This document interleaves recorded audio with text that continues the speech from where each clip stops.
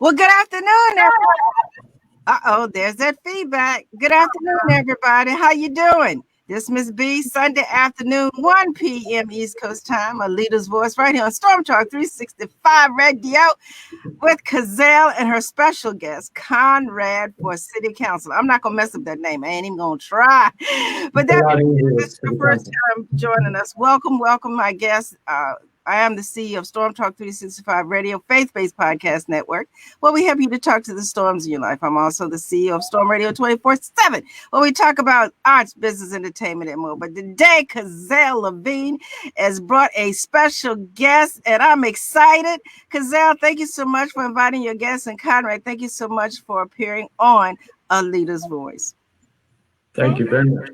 All right, so Cazel, what attracted you to Conrad? Is it because you formerly ran for city Congress and you met, or for Congress? As a matter of fact, tell people a little bit about yourself, Cazel. Absolutely. First of all, I'm a fortunate woman to be sandwiched between two great leaders of our time. So thank you for allowing me to be a part of your movement. And I am a community activist, and I have a passion for helping the elderly in particular. My family's growing older, I'm growing older, and I just feel I'm aware now of so many things that are lacking. I'm looking for corporate support to help shift the way the elderly are fed, particularly fresh groceries, not food banks coming from the stores. And I had the pleasure of meeting Conrad while I was campaigning. And he'll tell you a little bit about himself, but I was taken aback by his movement of running for city council, and we became fast friends. And it's a whole little small collection of us who are like-minded. And so I was happy to bring Conrad in before my last show before the election, so to introduce him to the people. Well, before I get to Conrad, what is it about his platform that you like? I mean, there's had to be something special that you liked about his platform. So Conrad is definitely one of these people who is about his town and his people. And he really knows the issues in his town. And I was taken aback by how nonpartisan he was, that he just really cared about his community. And that's how I feel. I lean a certain way, but I just care about the people. And he has a lifelong love for people in Virginia Beach. And again, I'll let him tell his story, but he has a show with two other Virginia Beach, I don't know what you call each other, Virginia Beachers, but you could just tell they promote their small businesses in the area. And ironically, he's not even part of my congressional district, but yet still we bonded over trying to help those who need help. I love that. So again, welcome, Conrad. Again, I was not going to butcher your last name. Would you kindly introduce yourself to our listeners and viewers, please? Well, let's leave off with the hard part. The last name is Schesventer. Yes, I'm over here in Virginia Beach. I'm running for city council in Virginia Beach, and I'm 33. I'm twice a graduate of Old Dominion University, and I've always been a liver in Virginia Beach. I'm sort of homegrown, if you will, always stayed, never really left. And I would say that it's easy to find a job here. It's very hard to find a good paying one. And many of my graduating class from Salem back in 2005 left the 757 due to better job prospects. And if you add to that persistent flooding, poor public transit, and development, it seems to be too focused on the industry that I'm already working in, which is customer service / hotel front desk, and not enough development toward affordable living. That sort of spurs my interest into wanting to run for better. So this year and years prior, I'm running specifically for the idea of improving all of that. And speaking of improving all of that, she mentioned that you have your own radio talk show. Tell us a little bit about that and the purpose of it. It is primarily run on Facebook. The title is called The Beach Brothers Show, and Mr. Seiko Varner, Mr. Jose Cruz, and myself guest host with a nice blend of local business, local politics, state politics. Here's how we were able to meet Ms. Cazel, specifically for bringing on people who are with the brightest of the ideas on those topics so we can introduce it to the viewers of this area, which is primarily Virginia Beach, Norfolk, Chesapeake. Hopefully we can expand out throughout the rest of this great state. You know, I know you've touched on this a little bit, but this is your time to get better known. Let's get back into what really inspired you to say, hey, I need to do something. What was it? It's actually a little bit longer than just a couple of years. When I went to ODU, the thing that I studied was political science. Civics, the social studies classes of high school, that was the stuff that sort of retained in my mind. I brought it to school at ODU, graduated thinking, you know what, I want to get into some form of working maybe in the legislature to help other politicians craft their ideas. It never went all the way to fruition until I just got to the idea that I can do it myself. I like, Cazel did the same thing. You know what? I can do this. I can do this.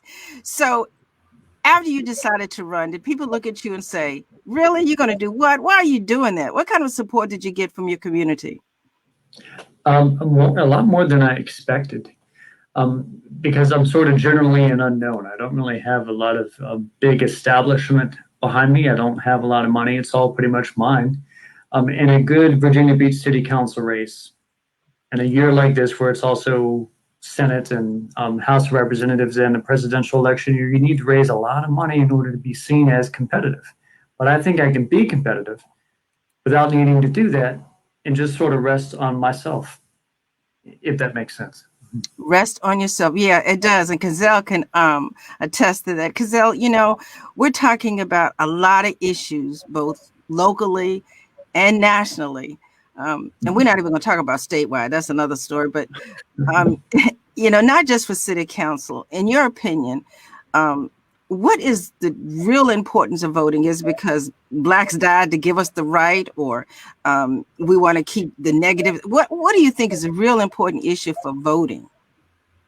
So I think people forget that elected officials are there to help and support the people that they serve. And it seems to be more of a job to glorify themselves in some cases.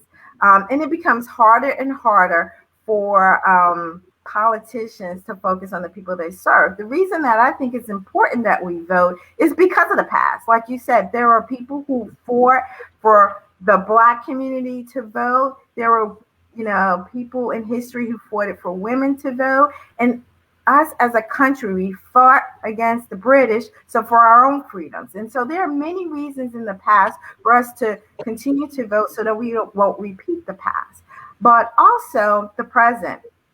There are real issues. There are real communities that need help. They need leadership from our government officials. They need issues resolved. I talk a lot about the elderly. You know, Social Security is still a big issue, and they haven't resolved it. This pandemic, there are people who are unemployed. This is the highest unemployment rate we've had in history, and our elected officials should be focusing on that. And so we need to vote in people who have our interest at heart. And then our future. I have a little one.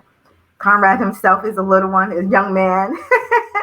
And so, you know, we have to think about our future as a country and our future on this planet. And we need to vote people in who will be thinking about those issues and the laws that they pass and how that will impact those in the future. So I know a lot of people say, you know, I'm not going to vote. And that's so unfortunate. And we can probably get into discussing that. But those are some of the reasons I feel that people need to vote, because they need to vote and make sure that people are representing them.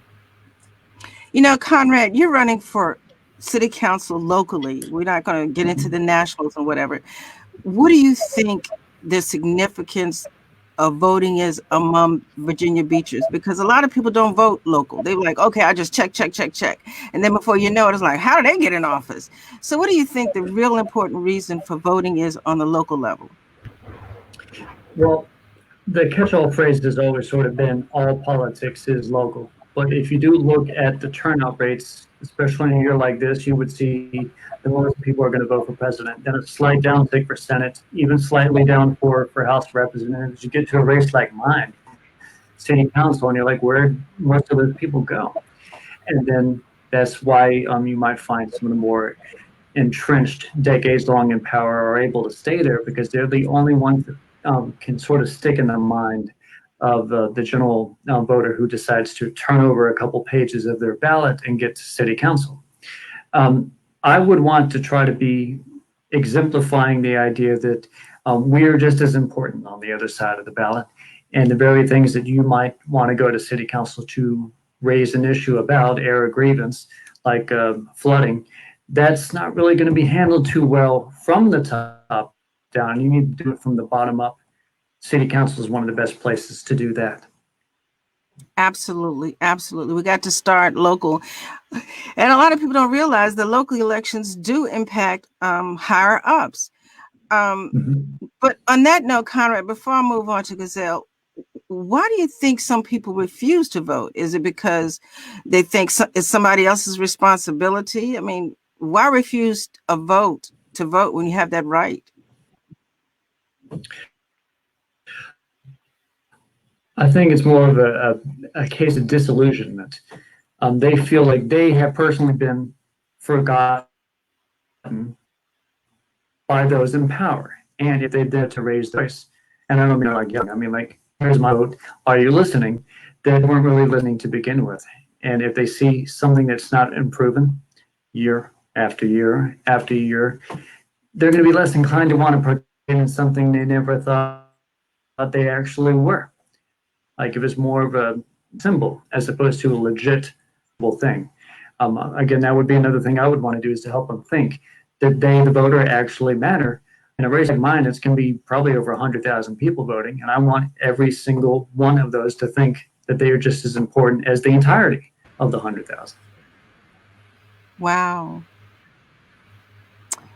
Cazel, as a Black female, a former Black congressional candidate, why do you think people of color refuse to vote, and how can you encourage them to rethink that? I think I agree with Conrad. People are disillusioned. Many people feel like, no matter, I think a lot of people, let me start by saying this. I think a lot of people had hope when Obama ran, particularly Black people, and they came out in full force with the belief and the hope that something would change for them. But many of them were disillusioned, and they're disillusioned because they don't understand the process. The process, most people focus, as Conrad said, on, I think that's my feedback. I apologize. Most people focus on the executive branch, the governor, the mayor, the president, but none of them make laws. And so, for anything to really change, it requires the legislative and judicial branch to be active. And most people don't understand that there are three branches of government, and they really come out in full force for the president or the executive branch, and not really focus on the the legislative branch, which makes the laws. And so, what happened is our public schools have moved away since the 70s and the 80s from civic studies to and they don't really teach that as much. They talk about the outcomes, the impacts, but they don't talk about the how. And I think a lot of people, one, are not informed on how the process really works. A president really can't change the law. He can implement it and carry it out. But it's the House, the Senate, the legislative branch at the local levels who make those laws. So when you say, I want my taxes cut, it ain't the president that's going to cut your taxes. It's the legislative branch. And I think people fail to understand that. So when people make these promises, oh, we're going to increase, a president, so on an executive side, we're going to increase your food stamps. And guess what? They can't increase your food stamps. And so you get mad at the president, but the truth is they're stopped or enhanced by the legislative branch. And people really need to understand that legislative branch. And I think, unfortunately, it's by design now that keeping us ill-informed on how the process works benefits those that are in power. And you hear a lot about the 1%, the 5%, people with the money. They know how that process works, and they make sure that it works for them. And so the 95% of us, got to do quick math here, need to figure out really how this works. And I'm hoping that we get back from an educational standpoint or teaching civics responsibility. I don't even think they run for office, at least not in my little one's school. They don't even run. When I was growing up, they had,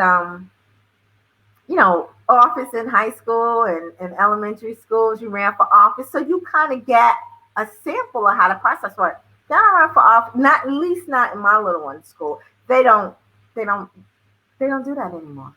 It's just academics. They don't run for office. They don't hold a president of the student body, a secretary. They don't really do that anymore. I wonder if they do that on the junior high and high school level. I mean, I never thought that would end, But speaking of that, since we all have the right to vote, I want to ask both of you. Of course, we want our rights and our freedoms to maintain their integrity, but based on the temperature, I'm going to say, of where we are now in this voting thing, should people be mandated to vote? Should it be compulsory? What in the world? I mean, is there a pro and a con to making people vote? Conrad, I want to go to you first. Right off the bat, this sort of feels antithetical of the drive to want to vote. You need to feel like you are included in a process, and the enjoyment to doing it. You actually feel like you're part of the process. If it's sort of like how the draft was supposed to work for acquiring military members, you're doing it compulsory. I think that'll actually turn more people off from the concept of voting. So I would probably do an alternative to maybe somehow entice them to do it, maybe like a marginal amount that they could deduct from their taxes or something if they can prove that they voted. Never thought about that. Cazel, what do you think? I think you mute your, yeah, there you go. I never thought about that. That's interesting. So there are many countries that voting is compulsory and there are penalties. I don't think many countries, except for those that take draconian measures, really punish their citizens. But their vote, it's required. It's a requirement to vote. Where here, it is a right to vote. And so I think being compulsory is against the American way. We have a lot of freedoms. We have a lot of free choice. And so I just think mandating that we vote goes against our fabric as Americans. However, there were generations where people were enthusiastic about voting. They used to get dressed to go vote. It was a big deal to vote.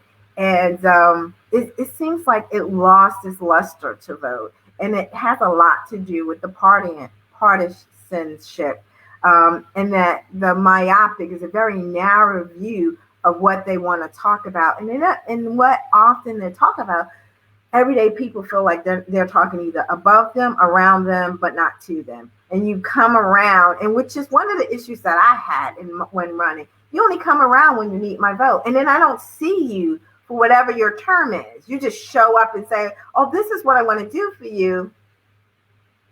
And either you think I have amnesia and I forgot about it, or, what happened. And so I think that all politics is local. I think that's lost. At one time, I think Biden, though, however, not that I'm endorsing anyone through this process, knocking on the door. See, that used to happen all the time. That doesn't happen as much, right? I think some politicians feel like they're celebrities. Like we should be honored by their presence. And my thing is, you need to work for what you're doing, and Yes, yes. Well, I'm going to say it because Conrad just texted, but yes, Obama did do that and met Joe the plumber. I remember that absolutely, but you don't see that often. You see it, and when you do see it, it's calculated. It's like, I know I need to go to the big church to make an appearance. I know I need to be here because, I need to get this celebrity to be on my shoulder so that it seems like I'm cool. And so it's about them. It's not about me. And I think that's what's lacking in politics today. You tell me what you can do for me, but I don't really feel that way. I'm not going to call my council person's name out, but I'm going to say something. He gets a bad rap, but you know what he does? He's not even in my party. He knocks on everybody's door. Literally, he stands there. He talks to you. He talks to my son. He sends a follow-up letter. Where is that touch that, some people just have it and some people don't. I was one of these people, and I'm sorry I'm dominating, but I'm kind of excited about this topic. But I lived in New York when Marion Barry was reelected into office after the, incident with the drugs. And I couldn't understand it. I was like, oh my, what, how does this happen?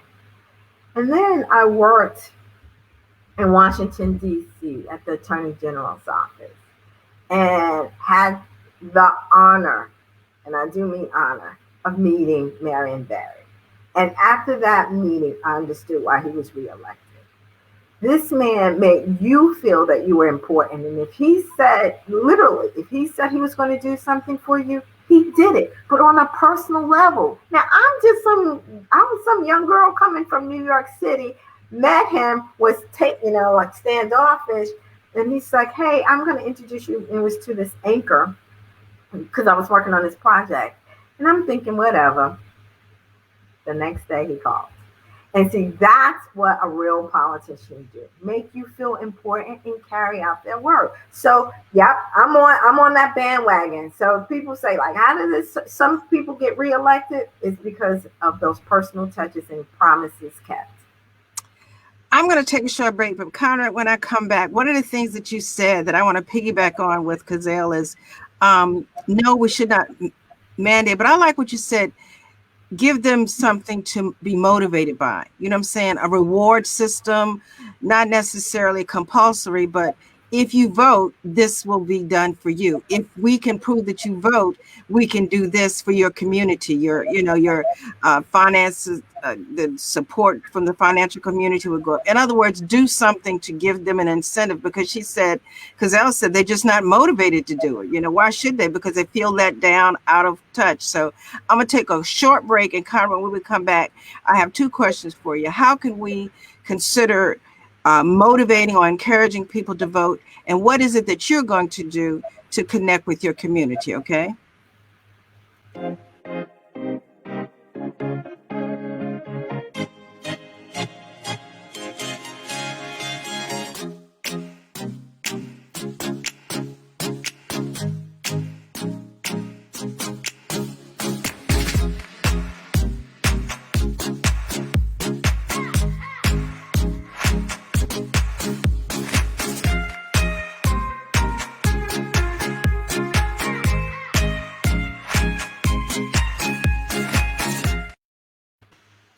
Everybody, if you're just joining me, this is Ms. B, Positive is Ms. B, on our Storm Talk 365 radio fan page, where we have a leader's voice every Sunday, 1 p.m. The second Sunday of every month is Cazel Levine, and she has her special guest, Conrad, for City Council from Virginia Beach. You just saw a little clip from a show that I have every Wednesday at 7 p.m., Issues of Men, with my special friend, Chris Allen. We have a lot of fun on that show. We talk about a lot of things, and it's not just about men, but join us 7 p.m. East Coast time right here on our fan page with Issues of Men with Chris Allen. Before the break, we had a pretty good conversation going, but before I get to your questions, Andrea Dixon wrote, great idea about a tax break incentive for voting. I'm greatly enjoying the conversation about disaffected voters. If both parties could engage the 92 million non-voters, we would have a completely different country. Conrad, what do you think about that comment? I would agree with her, especially like the idea that there is like tens and tens of millions of people who just sort of sit on the sidelines. And that sort of means that the government that we get didn't have the input of, again, those tens and tens of millions of people. We could have probably a completely different thing that we see every 2 years because, House races every 2 years, because the heartbeat of the nation is actually, you get to have the pulse on it, which you would not otherwise get. Maybe you have one finger on it or no fingers on it at all if you don't get those 92 million people voting. So again, you've got to have a way to incentivize them to want to do it. I don't really like compulsory, much like anyone likes compulsory anything. But remember, a lot already do like it. You're just trying to close the gap. Well, and what are you going to do to get involved with your community? I would really like the idea of sort of personalizing the concepts of forums. That's the most fun thing that I like doing in a campaign process, is go to people to talk about issues. But it's going to be very hard, especially when there is no more election season, when if it's like a random March next year, for instance. Where did the city council people go?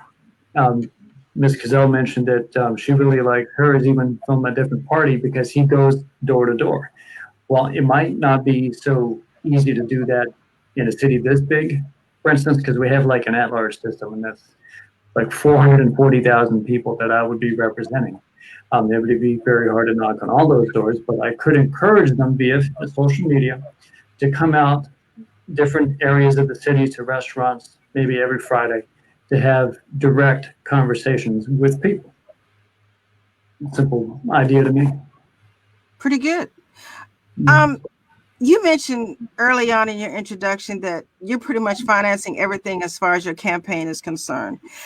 I have two questions when it comes to money. What do you think about money and politics, especially on the local level? And should money have any influence on whether you're a successful candidate or not? It should only have influence if you use it for the very reason you need to have money, and that's outreach. If you're able to have better advertisements and better able to assemble a team that's able to reach more voters, then the money was a good thing. Of course, if let's say you raise tens and tens of thousands of dollars and it goes to a bunch of consultants and big parties, then it's not really doing as much of the outreach as maybe going door to door would do, which is easier to do if you have the ability to do that every day because you have enough money to do it. I never thought that I really needed it so much because, for instance, you're able to hear me right now. It didn't cost anyone a cent to do that. Plus, it's not that expensive to do a Facebook ad. And a lot of people can see a Facebook ad. And that's just as good as canvassing if they see it. We can come back and talk about that again. But Cazel, politics and money, what are your thoughts? So I think there needs to be a cap. I read in Forbes magazine yesterday that Biden raised $990 million and Trump raised $1.3 billion. And they pride themselves on saying these are from small donors, which means it's from everyday people, which means that money could be used for something else. You got $1.3 billion and all you're doing is commercials and you even have to pay for their signs. So for me, it's just, we're backwards. Like, that money could be used to help so many different people. I mean, if we had a movement where small donors could help solve a national problem, that's where the money should be left. Not being how creative can I be with or destructive can I be with a commercial, or how much misinformation can I put out there about myself, or how many glossy things can I send to your house and bombard you so that my name is always on the top of your mind because I've sent you so much literature. To me, it's disheartening. I think if everybody was capped, I don't know what the right amount is, but if you were capped at a certain amount of money and then you had to, all things being equal, your personality had to win the race, I think we'll be better off. But right now, I just think people are just buying the race. They're just buying offices because If someone like Conrad, someone like myself, who didn't raise a lot of money, who's paying for it for themselves, guess what? I agree with Conrad. You can use those things, but we don't have as broad a reach as someone who can send out flyers every week. I'm particularly interested in the elderly, but I couldn't go to nursing homes during a pandemic. The only way I could reach them is to send them something because they're not on, not all of them are on Facebook. There's not a lot of people in the nursing home, on social media. So, but I didn't have the funds to send all of those individuals something through the mail. Whereas my opponent, he didn't even have to do it. Guess what? He didn't even have, and this is the other thing I think needs to stop. I think it's inappropriate. So let me explain something. If you're in office, the government. Let me get on my soapbox. Not that I'm running right now, but this is pissed me off. I have 30 years of government experience. And what people don't know, when you're in office, taxpayers pay our elected officials to send us information. And a lot of times they don't send that information or update, during off cycles. They send it around election time. And so they send it around election time because it's free advertisement for them and not their opponent. So all of a sudden you see a lot of literature coming to your house saying, oh, I've done this for you. I'm working on this bill. I'm doing this. I'm paying for that. You're paying for that. And you think, but then, the timing is off. And so I just think people manipulate the system to their advantage, and capping it would be one way to make sure that we start even the playing fields for the everyday people. Conrad, I have two questions for you. Not two questions. The first question is, you mentioned again that you're self-supported. Do you take donations? Are you willing to take donations? Is there anyone that's sponsoring you? Would you like sponsors? And the other thing was, you raised your hand. I'm sure you have something to say to piggyback on Cazel. So that what I wanted to piggyback on what she was saying is that there would be caps more for her type of race, a federal office, than there would be for my type of race, local municipal office. An individual, I think, could only go up to about like $2,800 if I wanted to donate to Cazel, but she could turn around and donate $2.8 million to my race because there wouldn't have been that same sort of cap. Maybe her idea could also be done to local levels too. But in terms of taking in donations, I am not against it. It's just I wouldn't want it to say be from big business. Does that make sense? I work at a bunch of hotels down at the Strip. I wouldn't want to get, say, thousands and thousands of dollars from them because that might sway my voting interest in the future for the next 4-year term regarding property development, if that's where I get the money from. If I would, and I have a little website that has the ability to raise me money, I would prefer it to be $10, $20, $30 a pop from individual people who felt like, you know what, I like Conrad and what he's talking about, and that's what I want to invest in. Keep it smaller that way. I love that. But Conrad, let's talk about term limits. I don't know about city council, but what do you think about term limits on city council positions? And what do you think about term limits on a national level? The first place I would probably want to see term limits would actually be Supreme Court justices. When it comes to legislative, and we see the reason this year, and I would probably say that when it comes to legislative bodies, not necessarily as long in terms of term limits for them, because you might find someone that you really, really like. And I would compare it to 3 different types of people. Like Ron Paul was a libertarian, and a lot of people liked him for decades. Bernie Sanders could have, he's a progressive. He could have been without term limits for a long time, and people had found that voice that they really liked. I think the more thing that we should go after was, again, piggybacking off of Cazel's idea, is money in politics as opposed to length of time in politics.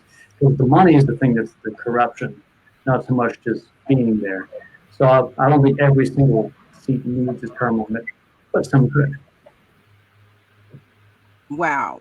Cazel, I know you got something to say. I know you got something to say. Yeah, I thought I was the only one who wanted term limits for the Supreme Court. I think the judicial branch having a lifetime appointment is not a good idea. Not on the Supreme Court, but there are federal judges who have lifetime appointments as well. And I'm definitely for some limitations there. What's the right amount of time? It's up for debate, but I think a lifetime appointment is not a good idea. And I think, and I'm very heavily focused on the federal level, I think that it should be term limits. The reason I think it should be term limits because a couple of reasons. One, when you're there a long time, you begin to game the system. You know where all the bodies are. You hit some of them, and you know where all the skeletons are. But more importantly, like I said, you start to game the system. Like for example, I think it was Mitch McConnell. But what's the other guy? It was one of the senators when President Obama was leaving office, and there was a judicial Supreme Court justice seat up. He was like, "Oh no, we shouldn't do this because your term is up. Let's wait till a new president is up." Fast forward 4 years, the same thing is happening under this president, and the rules have changed. And so, politicians they play politics when they're there too long because they know how the game is played. And I feel like that's one reason they should have term limits. The second reason I think there should be term limits is because when people are under pressure, when people get into politics early on, they usually really want to help people, right? And if I know I only got so much time to help it, I'm focusing on helping that group of people, and I'm more like to work across party lines to get it done. And so I think people would be more a teaming effort to try to bring things along because you're not going to be there long. And quite honestly, whether we want to admit it or not, politicians have a slight ego, even the ones that don't make it into office. And so you do want to leave a legacy. And so you will work hard to leave that legacy versus working hard to stay there.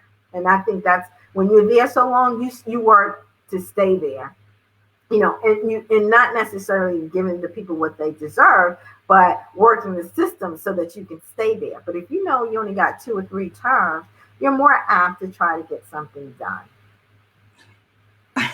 I have to admit, if you don't have anything to lose, why do you have to work as hard? I'm here and then the mindset, it doesn't change. Whatever you brought in the 50s, here he is 20 years later, still thinking the same thing.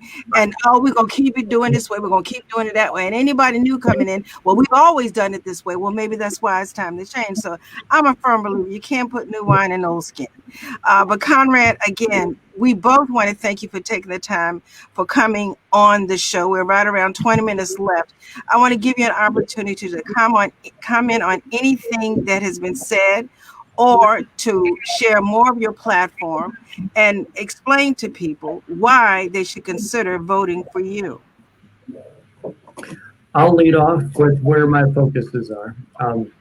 Hurricane Matthew struck this area in about October of 2016, caused a lot of damage regarding flooding in a lot of neighborhoods, including the one I'm in now, the Rose Hall area of the city. And we have a funding mechanism that treats stormwater, but it sort of felt like it's something that the city could sort of push off and then push off and push off again. And then you have something like Matthew, and then suddenly everyone focuses on flooding, where we're playing catch up. So the reason why I would want to be on city council and influence positive change toward fixing flooding is also meaning that I'm going to need to work as someone who could reach out to, say, future Congresswoman Cazel and bring in some federal money here too, because I believe that fixing a lot of these infrastructure problems can't be something that can only happen at the municipal level. We're going to need more funding both from Richmond, from the state of Virginia, in DC, from the federal government in order to help supplement that. That way you don't have to skyrocket everyone's taxes on the municipal level, which would be all property taxes. I'm also very interested in the idea of rapid bus transit. Back in 2016 as well, we had a failed vote on expanding light rail into the city. So how do you replace that failure with something positive, and that's bring in rapid bus transit so we can make sure it's very strong in the city. One of the strongest ways to have economic growth or on an individual level is good public transit. So it's very simple things that I would really want to try to help with. And I'm already with the appetite of a councilman. I would be a stronger voice reaching out to my assembly members in Richmond and our national representatives in DC. That way it's a real team effort. And that way you can sort of feel more positive about politics. And I like positive politics. Wait a minute. Those two words in the same sentence. Positive. Yeah.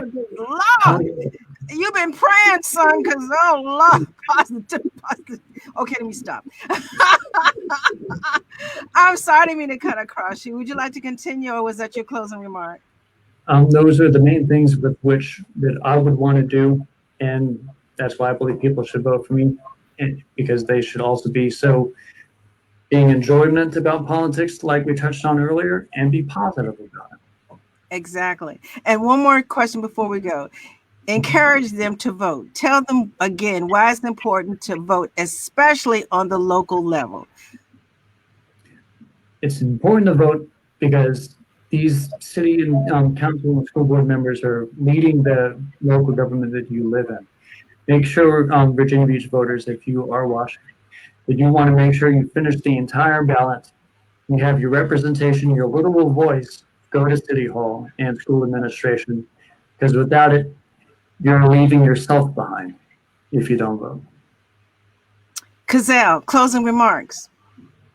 Well, one, I wish Conrad the very best. I've come to know you over this year, and I'm thoroughly impressed with your passion and your positions and how much you really want to see better for your community. So I do wish you well, and whatever I could do to help, please let me know. But I want to speak first to the politicians. And Conrad, since you'll be elected, I want to say this to you as well. Down goes Rome. You know, if a lot of times when you're living, history seems like it's the past and it will never happen, right? It seems so far away. But Rome was the United States in its time. You know, a superpower. And there were signs that said, you know, that should have been a warning sign that their dominance was coming to an end. And so I want to warn our politicians that, you know, we are still a world leader, and we need to see ourselves as a world leader. We have moved so far away from our authority position in the world to these nitpicking essential things that impact us nationally. And as a result, I fear that we will lose by this infighting, right? Infighting, that we're going to lose our dominance in the world. And so I ask that even at the local level and every level of government, that we be thinking about us as a country and how we can be better as a country, not better as an individual. So my politicians, my fellow politicians, we need to learn from history, or we're surely to repeat someone else's history. And for the people who are voting, really, you focus a lot. We tend to focus a lot on the national level because it gets a lot of press. It's sexy. It's the president of the United States, and certainly we should be focusing on that. But at our local level, that isn't meat and potatoes. Those are the people you literally can pick up the phone and call. You can go to their office and lodge a complaint, or you can go to their office and ask for something. You know, a street sign, a stop sign, a speed bump on your street because you have kids playing. These are the people you want to get to know. Do not downplay them. Do not overlook them. Do your research. Everybody's still in the pandemic mode, so we're not all out. You have a lot more time to research your officials, those that are running, and I encourage you to do so. And understand there are 3 branches of government and what each branch does. And don't get upset with one branch because another branch who has a lifetime appointment may be the reason why you aren't getting what you want, or you're subjected to something that you don't want to be subjected to. So educate yourself. And I like what you said, Conrad. Politics and positive. I think both Ms.B and I had a reaction because I was like, "Wow, that's novel. Never thought about that before." And so maybe we should start a movement, positive politics. I love that. That is a slogan. Positively Ms.B. You know what? Let's talk about that. Bringing positive politics to Positively Ms.B on A Leader's Voice. Don't bring that mess here with me. If we can't talk positivity, I don't want it. I don't want to slander nobody. We all know we got drama, but let's talk about the good stuff. What kind of programs we got going on? What's going on with the grants? What's going on with reconstruction of the infrastructure? What's going on with the water pipes under the ground that's been there for 1,000 years and got lead on it? Let's talk about stuff we can get done. How about that? Yes. All right, everybody, let me get off my soapbox. Cazel, before we go, tell them your contact information. And are you involved in anything that you think that your listeners would want to be involved with you? So I'm heavily involved right now. Well, I'm still very focused on supporting people. So there is a number of food banks that I'm supporting on the weekends. And so, and I'm, in all fairness to everyone, I still have Cazel for Congress up, and I am putting up a new site. So that should be coming here shortly, very shortly, hopefully in the next week. But you can surprise! Thanks for telling me. Surprise! Yeah, I need to. Yeah, I've been working on that. But you can still reach me at Cazel for Congress, and you can also reach me at Cazel Levine, both on Facebook and on my website. I am looking more for corporate support on groceries for grandmas, which is bringing groceries to those in nursing home and assisted living. And so that's the movement that I'm working on now. And, I have to stop. I was calling out companies' names and they weren't ready to disclose until we worked out the details. But there are some really good companies out there who are good corporate citizens who want to do well for their communities. And so if you're interested in being a part of that, email me at info@CazelLevine info@CazelLevine.gmail. That's all right. You're going to put it in the comments box because, I'm not good at listening and typing. So, Conrad, are you involved in anything special in your community? And give them your contact information, if you would, please. Mm-hmm. I would also like to bring back up the Beach Brothers show because it's more than just me. It's Mr. Seiko Bonner. It's Mr. Jose Cruz. We are very involved local people who want to tell all of the 757 about the greatest businesses and the greatest ideas people of this great state. So watch the Beach Brothers show. Yes, I'm running for city council in Virginia Beach. You can read more about my opinions on Conrad for Virginia Beach on Facebook, Conrad for VB. Yes, I'm taking donations if you would like to put a little bit into the pot here. It's raisethemoney.com/Schesventer. And also I do have a website, friendsforconrad.com. So just stop by and read up on the great ideas of positivity when running for Virginia Beach City Council. My favorite word. Make sure you put all of that in the comment section if you want people to follow up on it. Especially about your podcast, because they can find a lot more about that. But that being said, Cazel, is there anything else? I just want to thank you for allowing me to have this platform and have Conrad here. And Conrad, I thank you so much for coming. I know you were really busy. You moved some things around to be here today. So thank you so much. And blessings to all that are listening. All right, everybody. That was Ms.B with Cazel and Conrad for Congress. We appreciate you stopping by on this Sunday at 1 p.m. East Coast time. Every second Sunday, you can find Cazel here with her special topic or a special guest. You can find us at www.stormtalk365radio.com and my sister station, www.stormradio247, where we talk about arts, entertainment, business, and more. All right, everybody, have a blessed week. Thank you. Bye-bye. Bye-bye.